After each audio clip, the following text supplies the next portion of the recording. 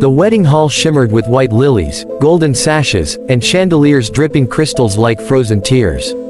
It was a scene crafted from wealth and power, every detail orchestrated to showcase not love, but dominance.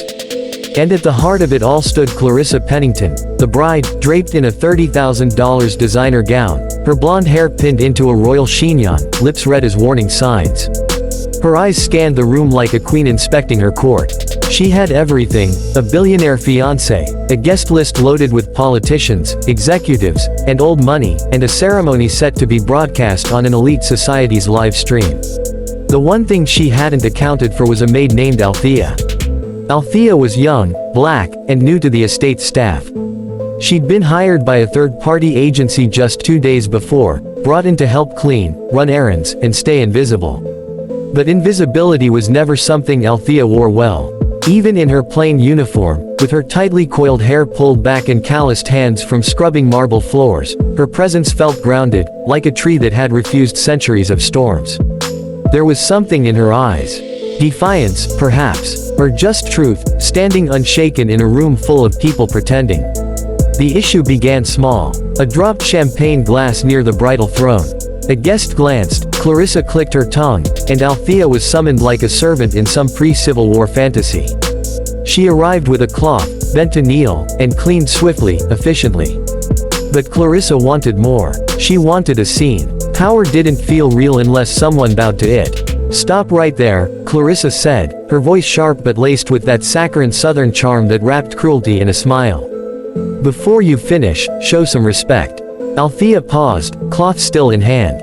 "Ma'am, kneel properly. Bow your head. This is a royal wedding. You don't just dab and leave. That's not how we do things here." A hush spread across the ballroom. The string quartet softened, murmurs rose. Clarissa's mother smirked approvingly. A few guests shifted, watching the moment unfold like spectators at a theater of humiliation. Althea rose slowly to her feet. Her back straightened, not from arrogance, but something deeper, ancestral. She looked at Clarissa the way you look at a painting of someone who thinks they own the world. "I was hired to clean, not to kneel," she said, voice calm but resonant. Clarissa blinked, her smile stiffening. "Excuse me, you heard me," Althea replied. "I'm not bowing. Not to you. Not to anyone." Gasps. Laughter from the edges. A camera phone tilted discreetly. Somewhere near the stage, the groom, Daniel, a hedge fund heir and golden boy, watched silently, hands tightening around his cufflinks. Clarissa stepped forward, seething. "You're nothing. Do you understand that? Nothing. You're here because I allowed it. And if I say bow, you bow." "No," Althea said. "You don't own people anymore. That time's long gone." The words didn't just echo, they cracked through the illusion. Something shifted. Clarissa's veil of superiority wavered, trembling like a glass tower touched by wind. A guest stood up, an older black woman in a velvet dress. Then another. And another. It wasn't a protest, not exactly, just quiet solidarity.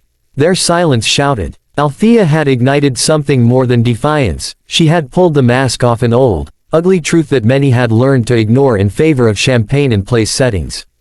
Daniel finally stepped down from the altar, walking slowly toward the chaos.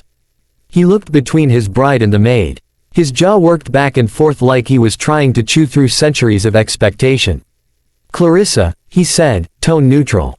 "Apologize." "What? Apologize? You just degraded someone in public, during our wedding.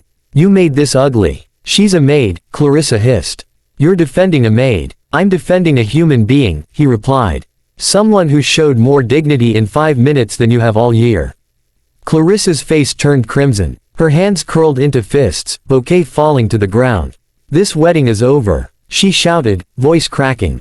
"I won't be embarrassed in front of my guests like this." "I think you already were," Daniel said quietly. He turned to Althea. "I'm sorry. You didn't deserve that." Althea nodded, not in submission but acknowledgement. She didn't need validation, just truth, spoken out loud. Within minutes, the hall began to unravel. Guests murmured their way out, some shaking their heads, some glancing at Althea with something like respect. The string quartet packed up in silence. The media outside scrambled to make sense of the uproar. Althea walked toward the exit, her head held high, the sun casting a glow across her brown skin as if to honor her small rebellion. She didn't smile, didn't gloat. She just walked, past the chandeliers, the gowns, the broken bouquet. Past Clarissa's shattered illusion and Daniel's awakening. She had come to work. She left with her pride intact. And somewhere deep inside that opulent venue, a story was rewritten, not about obedience, but about the quiet, immovable power of a woman who refused to bow.